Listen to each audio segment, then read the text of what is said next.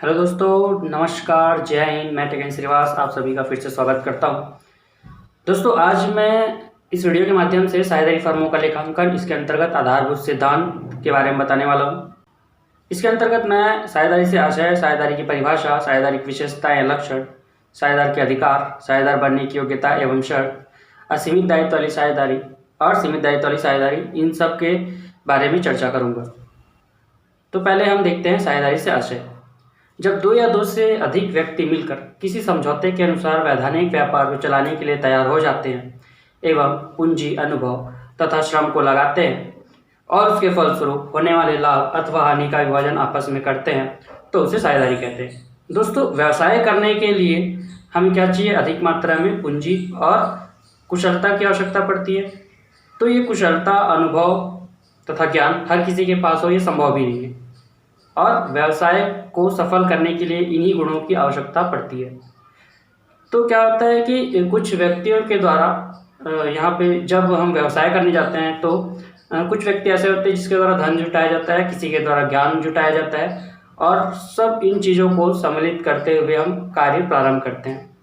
ठीक है, तो इसी को हम क्या बोलते हैं? साझेदारी कहते हैं, जिसमें सभी व्यक्ति मिलकर कार्य करने के लिए सहमत होते हैं और उसमें से उस कार्य को करने के बाद जो भी लाभ अथवा हानि हो उसका विभाजन वो आपस में करते हैं। तो ये तो हुआ दोस्तों साझेदारी से आशय। आगे देखते हैं दोस्तों साझेदारी की परिभाषा। भारतीय साझेदारी अधिनियम 1932 की धारा 4 के अनुसार साझेदारी उन व्यक्तियों के बीच एक संबंध है जिन्होंने किसी ऐसे व्यवसाय के लाभों को बांटने का समझौता किया है जो कि उन सब के द्वारा या उन सब की ओर से किसी एक व्यक्ति द्वारा चलाया जाता है। तो दोस्तों, ये होता है पार्टनरशिप। पार्टनरशिप में क्या होता है? एक ऐसा अनुबंध होता है, एक ऐसा ठहराव होता है जो किसी व्यवसाय को करने के लिए क्या होते हैं, आपस में सहमत होते हैं और उस व्यवसाय को करने के परिणाम स्वरूप अंत में जो भी परिणाम हो, जैसे कि लाभ हो या हानि हो, उसको वो कैसे बांटना चाहते हैं या किस अनुपात में बांटना चाहते हैं, इसके लिए इसमें ये सहमत होते हैं। और ये व्यवसाय उन सबके द्वारा मिलकर चलाया जाता है या किसी एक व्यक्ति के द्वारा चलाया जाता है। तो ये तो हुआ साझेदारी की परिभाषा। आगे देखते हैं दोस्तों साझेदारी की विशेषताएं या लक्षण। उपरोक्त परिभाषाओं को ध्यान में रखते हुए इसकी कुछ विशेषताएं परिलक्षित होती है, जिसको हम देखते हैं। पहला है अनुबंध या समझौता। तो साझेदारी में प्रवेश करने के लिए साझेदारों के मध्य क्या होना चाहिए? अनुबंध होना चाहिए, समझौता होना चाहिए। क्योंकि साझेदारी का जन्म कब होता है? जब अनुबंध हो या समझौता हो। तो ये अनुबंध या समझौता लिखित भी हो सकता है या मौखिक भी हो सकता है, लेकिन यहाँ पे लिखित समझौतों को ज़्यादा महत्व दिया जाता है। दूसरा, साझेदारों की संख्या। साझेदारों की संख्या कम से कम 2 होना चाहिए। 2 सदस्यों का आना अनिवार्य है। अधिकतम सदस्यों के संबंध में अधिनियम मौन है, लेकिन कंपनी अधिनियम 2013 की धारा 464 के अंतर्गत अधिकतम संख्या वह होगी जो निर्धारित की जाए, जो 100 से अधिक नहीं होगी। कंपनी नियम 2014 के नियम 10 के अंतर्गत यह संख्या 50 तक सीमित कर दी गई है और भारतीय अधिनियम की धारा 11 के अंतर्गत बैंकिंग व्यवसाय की दशा में साझेदारों की संख्या 10 होगी। तीसरा, व्यवसाय। साझेदारों के मध्य क्या होना चाहिए? एक वैध व्यवसाय होना चाहिए, तभी साझेदारी फर्म चल सकती है ना। व्यवसाय वैध होना चाहिए, कोई भी अवैध व्यापार नहीं होना चाहिए। जैसे कि दारू शराब बेचने का व्यवसाय, ये अवैध व्यवसाय है, इसके लिए विशेष अनुमति लेनी पड़ती है। ठीक है, तो ऐसा व्यवसाय जो वैध हो, ये इसका तीसरा लक्षण है। चौथा, लाभ विभाजन। अब साझेदारों के मध्य जो है व्यवसाय करने के उपरांत जो भी लाभ हो या हानि हो, उसका विभाजन साझेदारों के मध्य किया जाता है ना। वो जो है अपने पारस्परिक अनुपात में, जिसमें वो सहमत होते हैं, इस लाभ हानि को बांट लेते हैं। तो ये तो इसका चौथा लक्षण हुआ। पांचवा है प्रत्येक साझेदार का एजेंट होना। यहाँ पे क्या होता है? प्रत्येक साझेदार जो है एक प्रकार से फर्म को प्रस्तुत करते हैं, है ना। तो वो अपने किए गए कार्य से क्या कर सकते हैं? फर्म को बद्ध कर सकते हैं। तो इस प्रकार से प्रत्येक साझेदार के द्वारा किया गया कार्य उसी प्रकार से माना जाता है जैसे कि वो कार्य फर्म ने किए हों। तो इसलिए कहा जाता है कि प्रत्येक साझेदार एजेंट के रूप में भी कार्य करता है। ठीक है। आठवां पॉइंट है दोस्तों, पूंजी लगाना अनिवार्य नहीं। यहाँ पे सभी साझेदार जो है निश्चित अनुपात में पूंजी लगाते हैं, किंतु यहाँ पे व्यक्ति बिना पूंजी लगाए भी साझेदारी में सम्मिलित हो सकता है। जैसे कि हम क्या देखते हैं, अगर वो व्यक्ति किसी दूसरे चीज़ में कुशल है या उसके पास तकनीकी ज्ञान है जो व्यवसाय के संबंध में परामर्श या सलाह दे सकता है, तो हम उसको साझेदारी में प्रवेश ले लेते हैं। ठीक है, ये हुआ 8वां पॉइंट। आगे देखते हैं 9 पॉइंट, सदस्यता की पात्रता, है ना। यहाँ पे केवल वही व्यक्ति सदस्य बन सकता है जो एक व्यक्ति हो, कोई संघ, समुदाय या फर्म या अन्य कंपनी यहाँ पे साझेदारी में सदस्य के रूप में शामिल नहीं हो सकती। 10वां, फर्म का नाम।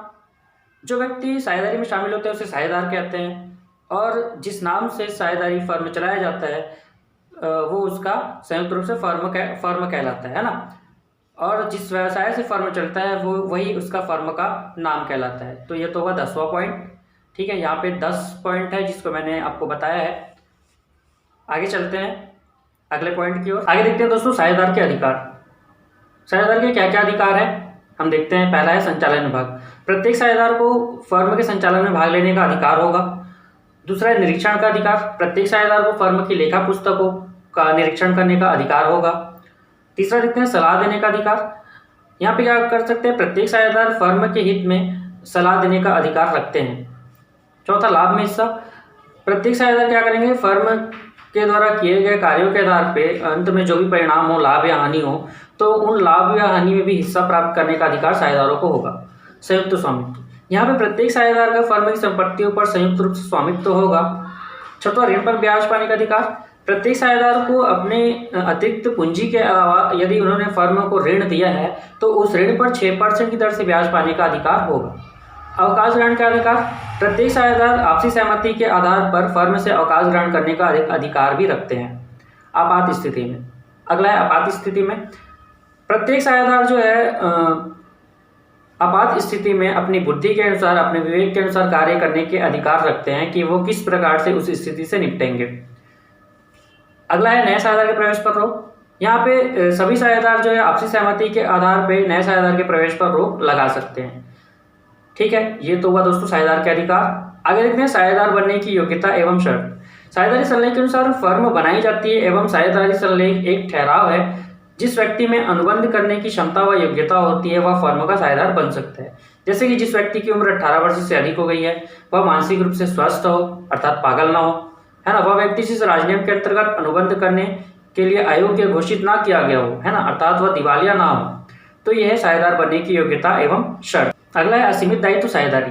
साधारण साझेदारी में साझेदारों का दायित्व असीमित होता है। यदि किसी कारणवश फर्म की संपत्तियां दायित्वों को भुगतान करने में असमर्थ है तो साझेदारों की व्यक्तिगत संपत्तियों का प्रयोग फर्म के दायित्व के भुगतान में किया जाता है ना। ये होता है असीमित दायित्व साझेदारी। आगे सीमित दायित्व साझेदारी। सीमित दायित्व साझेदारी व्यवसाय संगठन का नया स्वरूप है, क्योंकि पहले क्या होता था, यहाँ पे जो है अगर फर्म के दायित्व को पूरा करने के लिए फर्म की संपत्तियां जो है अपर्याप्त है तो यहाँ पे साझेदारों की निजी संपत्तियों का प्रयोग किया जाता था। लेकिन सीमित दायित्व साझेदारी के अंतर्गत क्या होता है कि यहाँ पे साझेदारों की निजी संपत्तियों का प्रयोग फर्म के दायित्व को भुगतान करने के लिए नहीं किया जाता है। तो ये है सीमित दायित्व साझेदारी। धन्यवाद दोस्तों।